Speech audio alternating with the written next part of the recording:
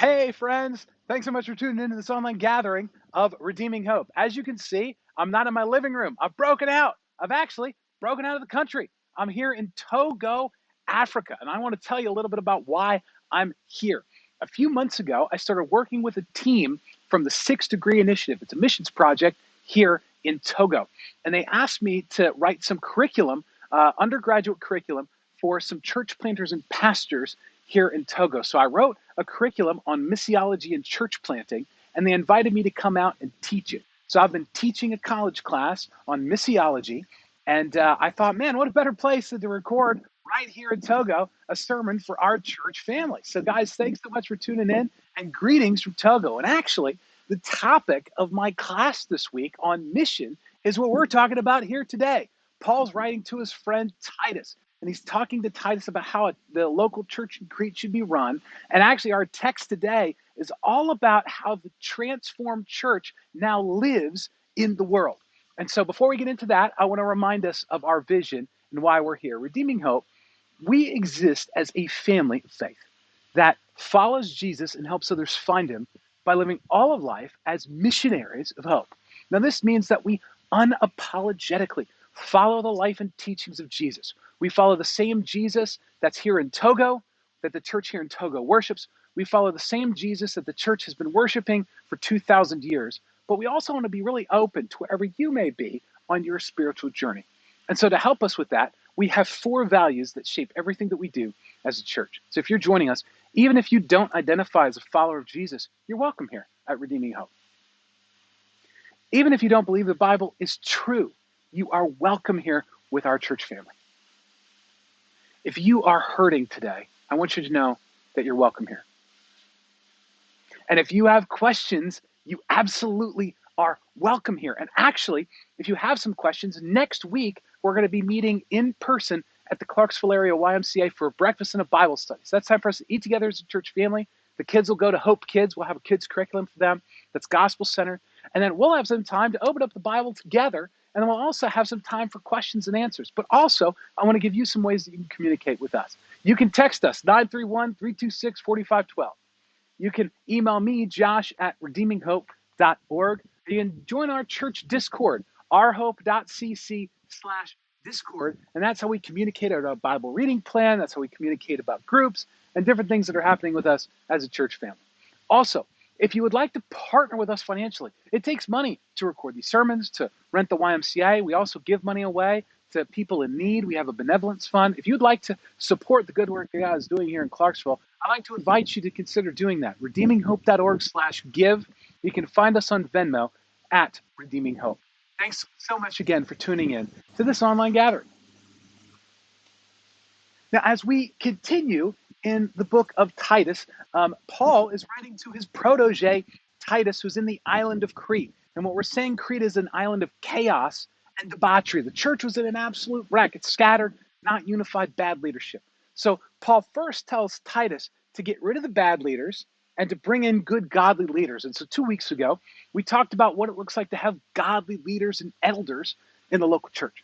He then talks to Titus about how the household of faith needs to be transformed by the grace of Jesus. So he begins to talk to them about how older men, more seasoned men should live, how more seasoned women should live, how the young women should live, and how the young men should live. And the broad theme throughout all of that we looked at last week was self-control.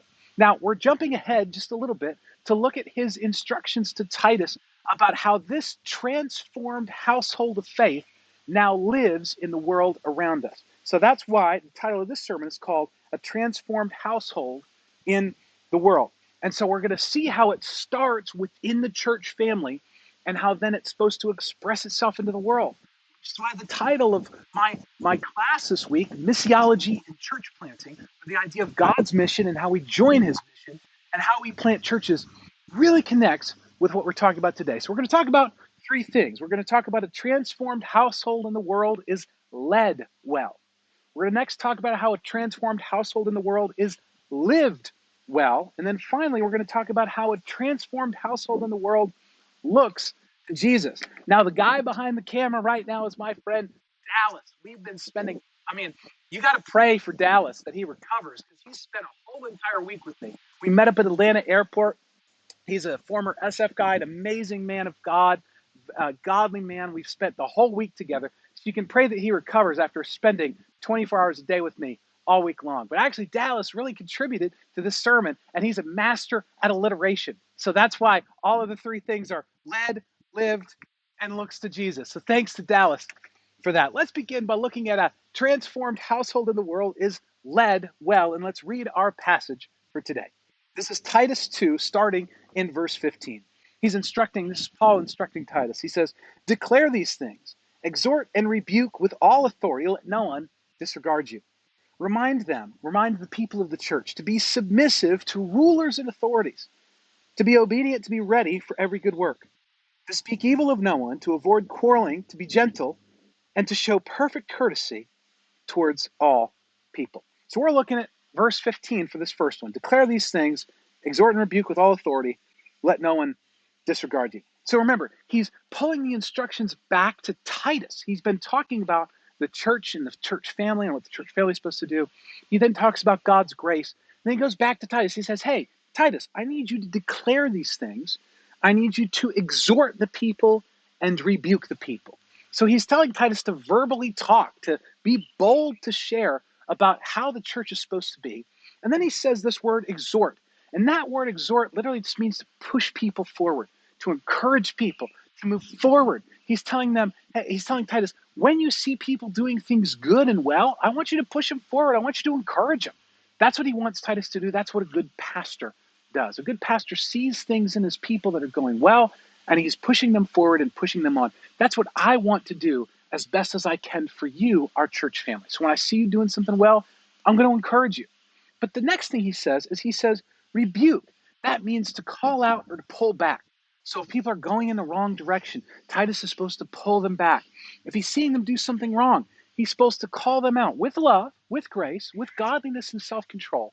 But he's supposed to call them out. And this is also what I want to do as your pastor for our church family. If I see you going in a direction, if I see you engaging with sin or a lifestyle or some certain things in your life that might not be helpful for you or your family, I want to pull you back in, not because I want to exert any power or control, because I love you and I want to be a godly pastor and I want you to follow Jesus. And then Paul says these words.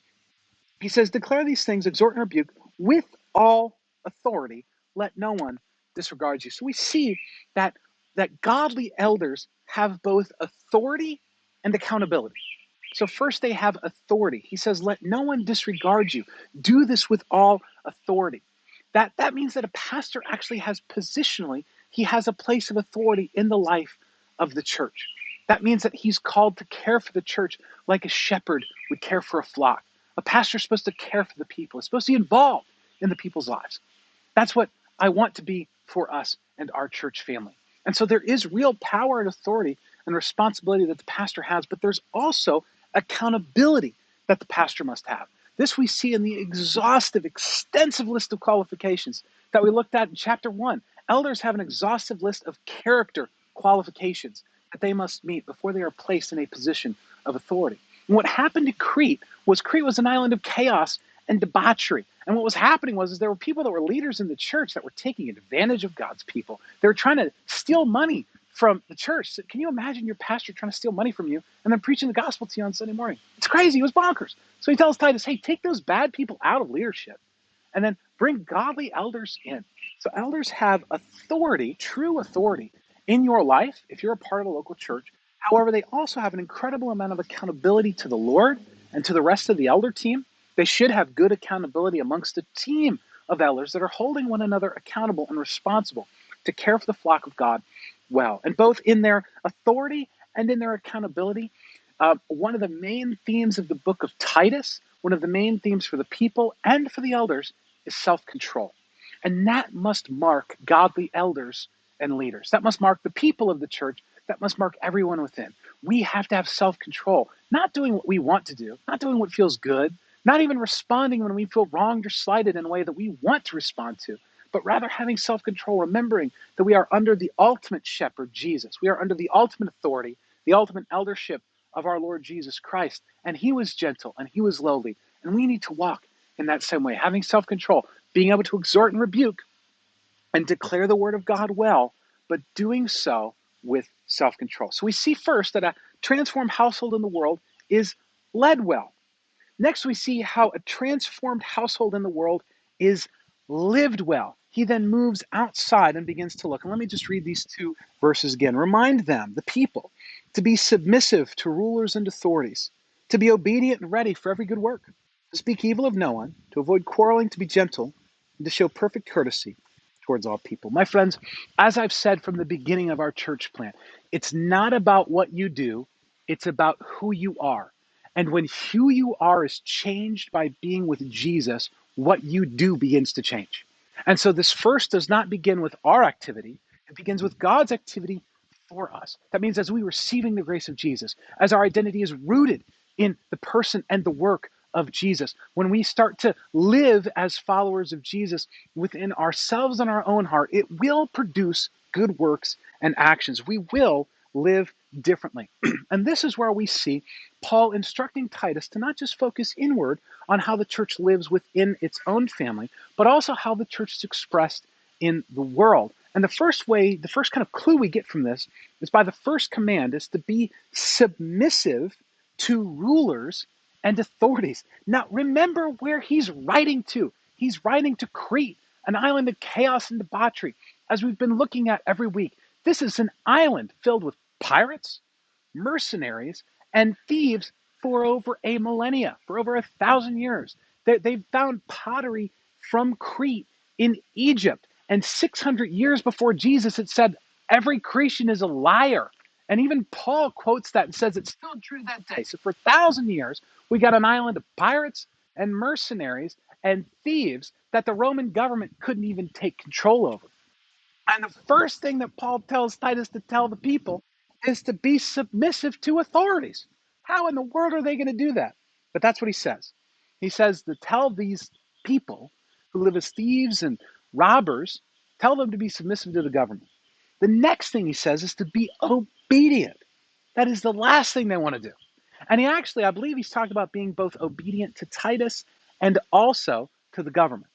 So I think that because he says for them to not, for Titus to declare all things with authority, let no one despise him. I actually think he's saying be obedient to Titus. That's he's saying. Encourage people to be obedient to its leaders, and then also be obedient to the government. He then says, be ready for every good work. These people in Crete were always ready, but it ain't for good works. It wasn't to do good things. It was to try to get money. It was to try to get sexual promiscuity. It was to try to get what they wanted. It wasn't to be ready for every good work. This was very countercultural. He then says, speak evil of no one. I can't imagine what that must have been like in Crete because I didn't have my pastor trying to steal money from me. So can you imagine when he says that? Speak evil of no one. That sounds almost impossible. Then he says to avoid quarreling, avoid fighting. Again, this is all the people knew how to do was fight. All they knew how to do was to scrap for what they needed and what they wanted. And so when he says don't fight, again, no, avoid quarreling, man, really challenging. To be gentle, they weren't gentle.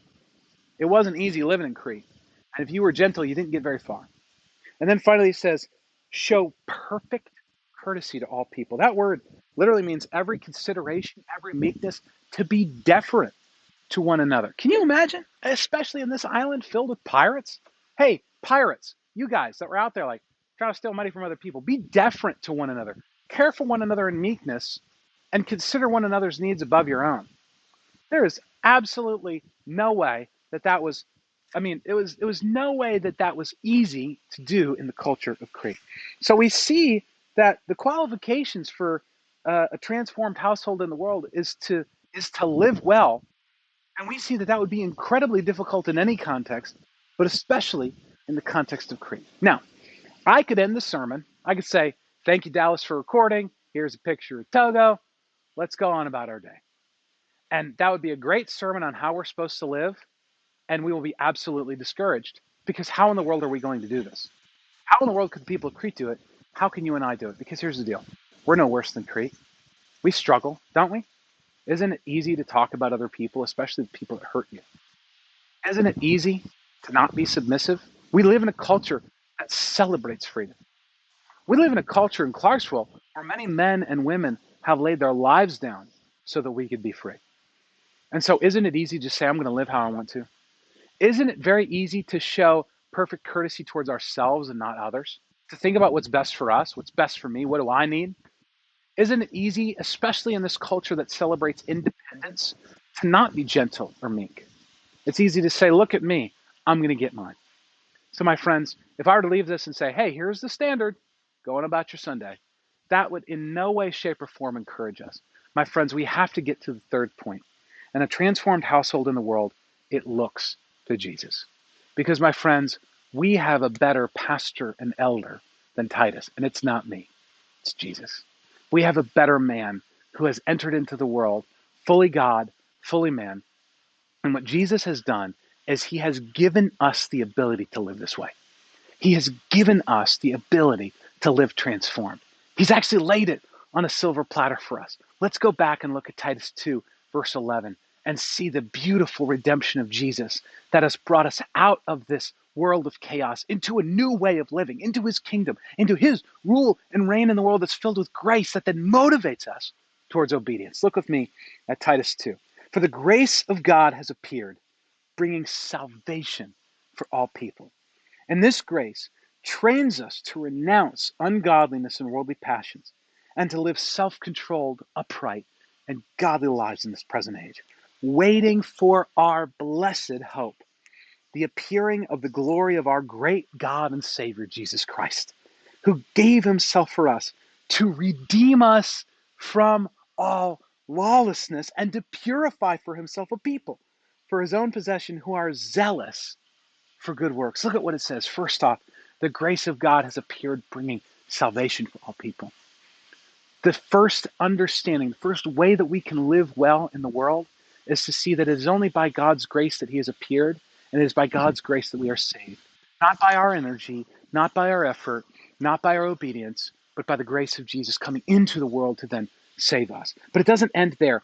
Grace is then what trains us to reject ungodliness and worldly passions. That's what it says. The grace trains us to renounce, to reject, to pull away from ungodliness and worldly passions. And then it's also grace that trains us to live self-controlled and upright lives in this present age. We wait for the hope where one day Jesus will fully redeem us, fully call us back in.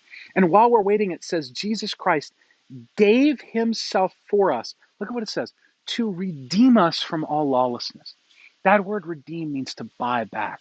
Jesus on the cross as your substitute has bought you back, has bought you with the price of his life so that you don't have to live under your selfishness. You don't have to live a life of worldliness. You don't have to live a life of self-focus. He's bought you out from that. And then it says, not only that, but then he then purifies you as a people for his own possession. My friends, we are a household of faith that has been bought back by Jesus, and then he gives us his holiness and his life. I just did a Bible study with Dallas, like I said, who's behind the camera, and JJ, the missionary, on whose property that we're on. And actually, there's Lake Togo right behind me. You can probably see it through the palm trees. We're standing here in the shade in the afternoon. And we did a study on Colossians 3 this morning. A lot of the churches here, unfortunately, were shut down because of some new COVID restrictions. So we were in JJ's living room, and we did a Bible study on Colossians 3. And it says, set your mind on things above where Christ is. For when Christ, who is your life, appears, you will also appear with him in glory. And it's talking about seeing Jesus as our life. My friends, we need to see Jesus as our holiness, and we see grace as the only means of our obedience. We can't fight it out. We can't grit it out. We can't squeeze our hands and try to do it. We can't do it ourselves. We must see that Jesus' grace is what saves us. And as we go deeper into that grace, as we receive it and then respond to it in obedience, that is how we can be an obedient, faithful, transformed household in the world. And when we live as transformed people, it changes the people around us. They begin to see Jesus differently through us. My friends, it's Jesus' work, it's Jesus' example, it's our participation as we walk in our true identity as sons and daughters of God, as redeemed sons and daughters of God who have now been a new people that he is creating to live differently in the world around us. Now, my friends, if you look back over the course of your life and you see that maybe you might have grown up in the church or not, you might be familiar with the story of God or not, but if you look back over the course of your life and you can't identify a specific moment where you've put a stake in the ground, you said, yes, I choose to follow Jesus. That means that you've heard the message of Jesus' redemption. You believe that it's true for you in your heart, and then you've obeyed by making Jesus Lord over your life. If you haven't done that yet, then my friends, I've got bad news and good news. First off, you're not a Christian, but the good news is you could be. I want you to consider these words. I want you to consider you can't live as a household, a family of faith that's transformed in the world. You can't do it out of your own strength, energy, or effort. You must first repent and believe the gospel. You must first see that you have to stop walking in one direction and you got to turn and walk in the other direction. You have to hear, believe, and obey this message by making Jesus Lord over your life. And you can do that with a simple prayer that simply says, Jesus, I believe that you have redeemed me, that you bought me back out of darkness and lawlessness, and you've made me a people for you. Help me give my life to you and come into my heart, come into my life. Put your Holy Spirit to indwell within my heart so that I may then live for you. That's all you got to do. And then boom, you're a Christian. And then you begin your walk with Christ. Now, if you look over the course of your life and you have done that, my friends, it is very easy for us to forget this. It's very easy for us to continue to act selfish. It's very easy for us to not act gentle, to not act with deference or love or self-control, because we can forget the grace of God to us. And so we must, as I said before, with those who don't yet follow Jesus, you must receive the grace of Jesus. Now, followers of Jesus, we must continually receive the grace of Jesus and then respond to it in obedience. That means that we must read our Bibles and pray, come to group, could put yourselves in an environment, watch these sermons, come to the YMCA next week where we're meeting. Receive the grace of Jesus from the community of faith, from your personal time in the Word, and from coming to a group. And then you're able to respond in obedience. And that's the call I want to invite you into. This life is better. This life that's filled with submission, obedience, good works, not speaking evil, avoiding quarreling, gentle, and showing perfect courtesy. This is a better life. It's a better way of living. You live more at peace with other people. You live more at peace within yourself. This isn't just a burdensome requirement or some legalistic law to follow. This is us receiving the grace of Jesus, responding in obedience and faith. And so what I want you to do is I want you to stay faithful. If you're a follower of Jesus, stay faithful to reading the scriptures a few times a week. Follow our church-wide reading plan.